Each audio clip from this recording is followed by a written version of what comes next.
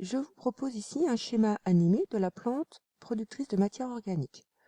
Alors rappelons tout d'abord que la matière organique est produite grâce au mécanisme de la photosynthèse dans les chloroplastes des végétaux chlorophylliens et que globalement cette réaction de la photosynthèse correspond à la production de matière organique telles que les sucres solubles comme le glucose par réduction du carbone, du dioxyde de carbone atmosphérique, grâce également à la photolyse de l'eau en présence d'énergie lumineuse. Et tout cela se déroule dans les chloroplastes au niveau des pigments chlorophylliens, les différentes chlorophylles, et notamment la chlorophylle A dont nous avons parlé. Les premiers produits de la photosynthèse sont donc des sucres solubles, mais vont pouvoir être ensuite soit stockés temporairement sous forme d'amidon dans les chloroplastes, soit transportés sous forme de sucre soluble, donc vers les différentes parties de la plante. Ce transport s'effectue dans ce qu'on a appelé les vaisseaux du phloème, sous forme de la sève élaborée, qui est donc très riche en molécules organiques.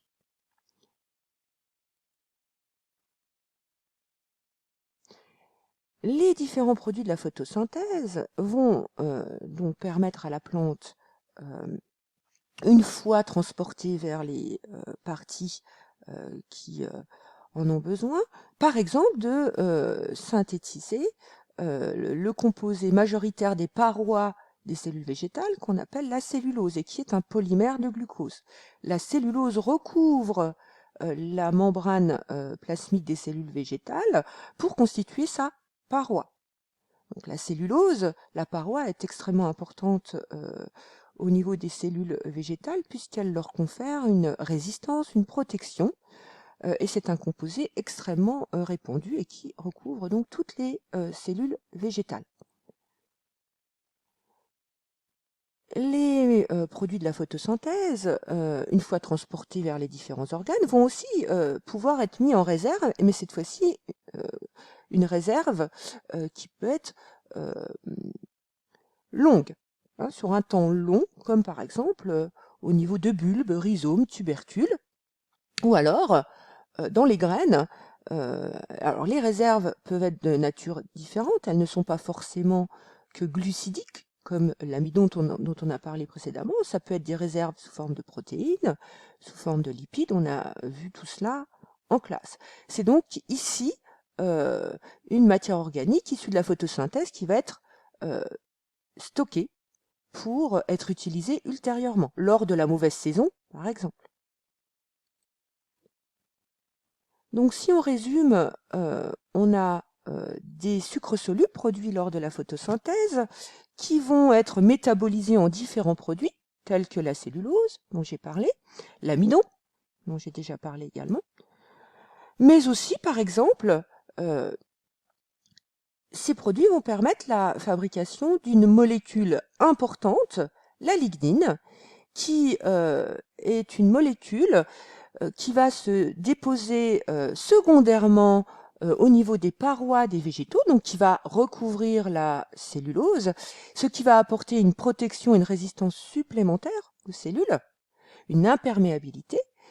Mais cette lignine est également présente dans les vaisseaux conducteurs du xylème, cette fois-ci qui transporte la sève brute vers les différentes parties de la plante. Et je vous rappelle que la sève brute est majoritairement constituée d'eau et de sels minéraux prélevés au niveau des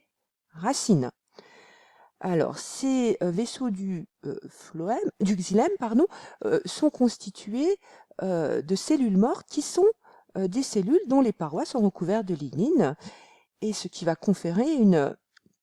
rigidité à ces vaisseaux de transport.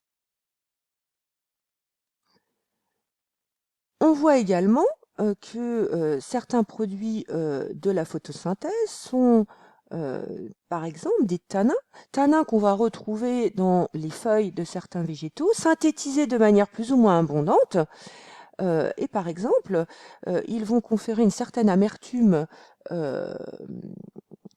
lorsque les animaux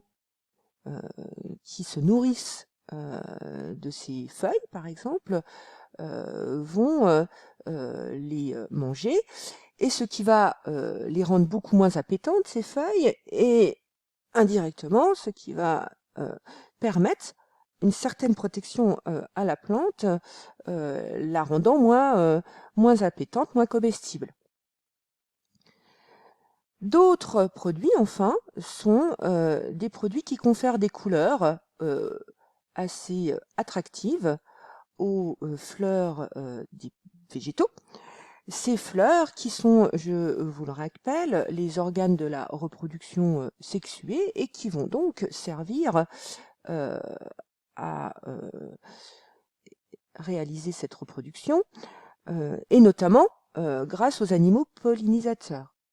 Les couleurs attractives vont attirer les pollinisateurs, mais pas que. Ces couleurs, ces anthocyanes, ont aussi un rôle de protection dans la plante, protection des UV, et également un rôle antioxydant. On voit, grâce à tous les exemples que l'on vient de citer, que l'on soit un produit, une matière organique issue directement de la photosynthèse, comme les différents sucres solubles, ou un produit secondaire, comme les tanins, la lignine, les anthocyanes, on voit que tous ces produits sont très importants pour la plante, pour sa survie, pour sa croissance, et que le point de départ, c'est bien la photosynthèse dans les chloroplastes et la production de matière organique simple.